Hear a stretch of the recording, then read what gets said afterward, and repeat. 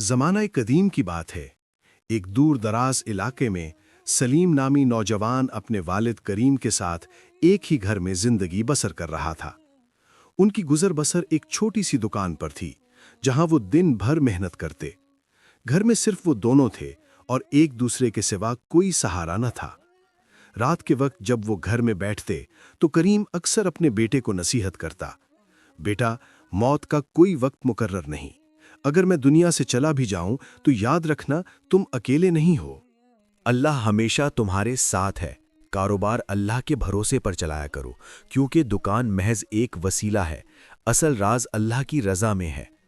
ہمیشہ ایمانداری اور سچائی کو اپنانا، چاہے اس کی قیمت تمہیں اپنا سارا مال ہی کیوں نہ چکانی پڑے۔ بندوں کے ساتھ نرمی سے پیش آنا، کیونکہ اللہ تمہیں اس وقت سہارا دے گا جب تمہیں کوئی سہارا دینے والا نظر نہیں آئے گا۔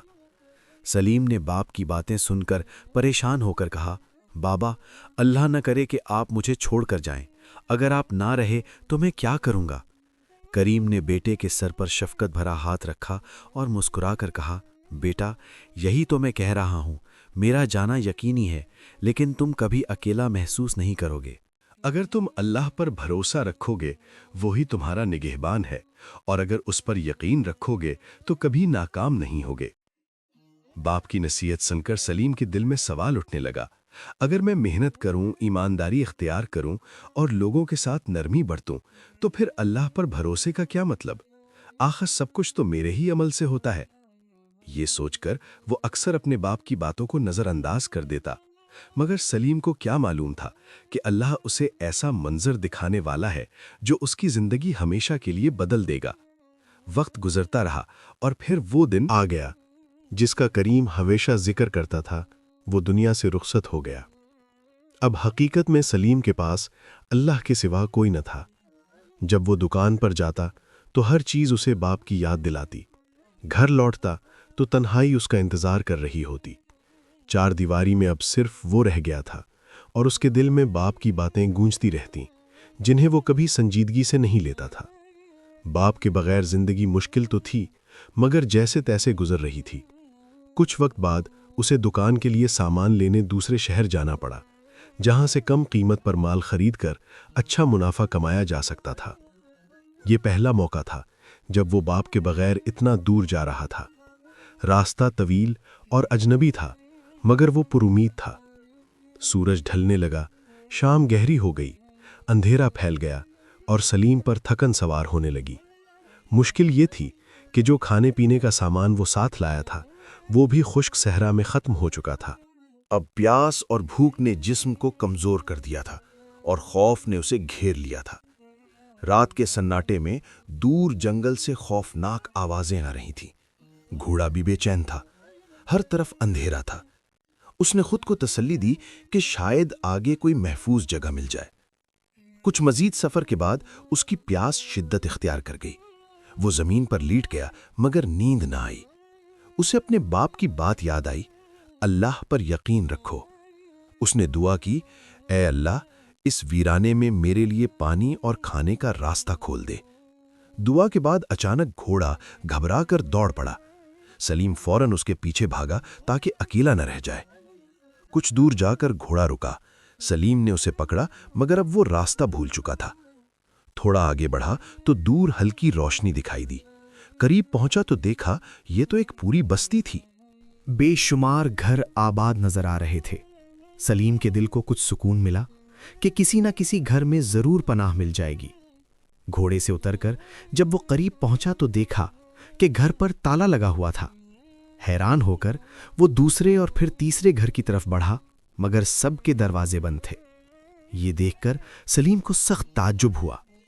یہ کیسے ممکن ہے کہ پورا گاؤں سنسان ہو؟ دل میں خوف بیٹھنے لگا۔ وہ ہمت کر کے اس گھر کی طرف بڑھا جہاں روشنی جل رہی تھی۔ دروازہ کھٹکھٹایا تو اندر سے بھاری آواز آئی، کون ہے؟ سلیم نے جواب دیا، میں مسافر ہوں، راستہ بھٹک گیا ہوں، رات گزارنے کے لیے پناہ چاہتا ہوں۔ کچھ دیر بعد دروازہ کھلا۔ وہ اندر داخل ہوا تو رک گیا۔ سامنے ایک معذور شخص لیٹا تھا جس کے دونوں پاؤں نہیں تھے۔ وہ مسکرا کر بولا، آؤ مسافر، کہاں سے آئے ہو؟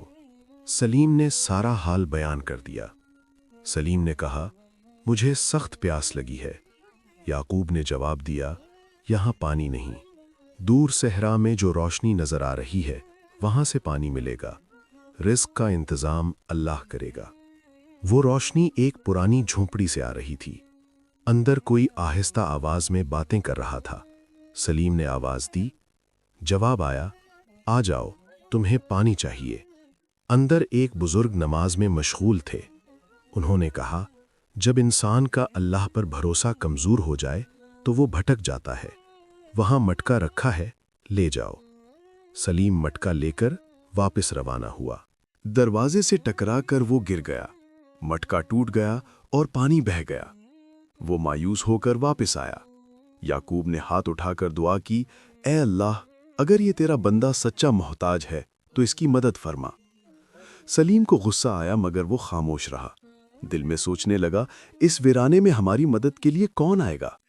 چند لمحوں بعد دروازہ کھٹکھٹایا گیا۔ سلیم چونک اٹھا۔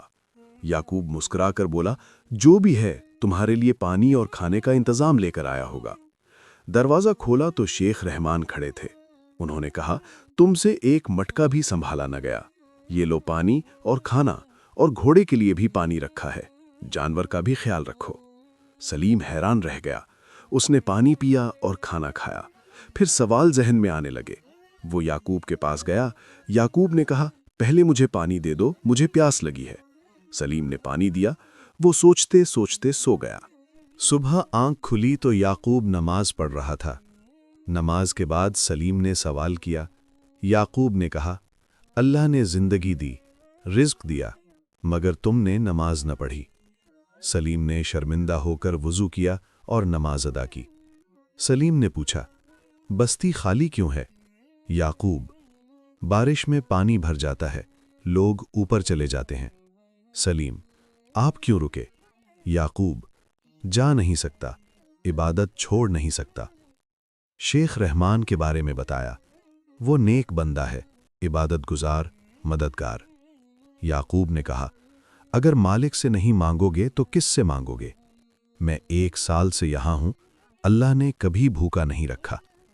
کل رات تمہاری وجہ سے تاخیر ہوئی۔ جب تم نے صحرا میں دعا کی، گھوڑی کا ڈر رحمت تھا، اسی نے تمہیں موت کے مقام سے بچایا۔ سلیم کو اپنے والد کریم کی نصیحت یاد آئی۔ اس کا یقین مضبوط ہو گیا۔